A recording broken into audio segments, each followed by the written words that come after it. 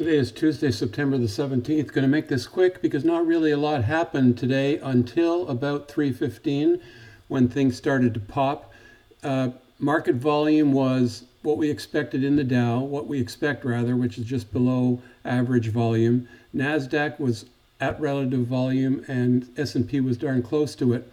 All markets picked up around 3:15 with advancers and decliners for 2 days in a row now being flat. So that's going to take the stock market breath to nowhere.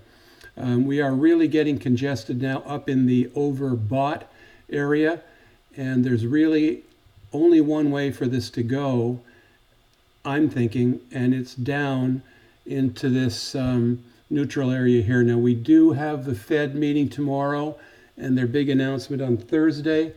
The market will probably absorb things if the Fed drops the rates by 1/4 point.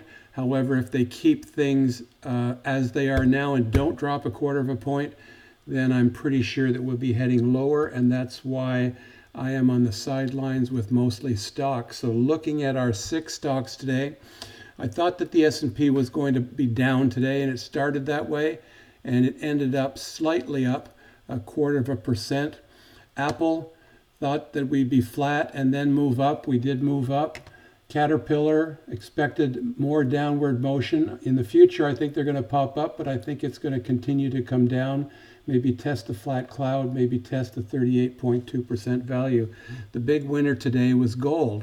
If you had GDX, that was a good trade, and that's the only reason that I was positive today. The only things I'm holding is less than half a position in Caterpillar, which was down, and more than a full position in GDX, which was up. So I finished up for the day, but small numbers.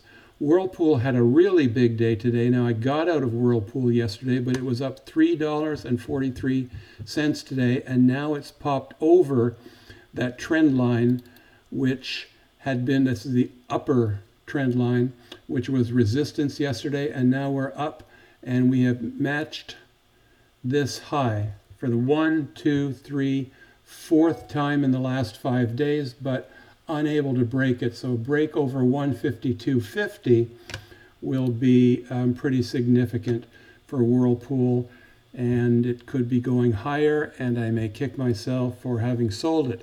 Now, the last stock is Snap, and it's finally done something.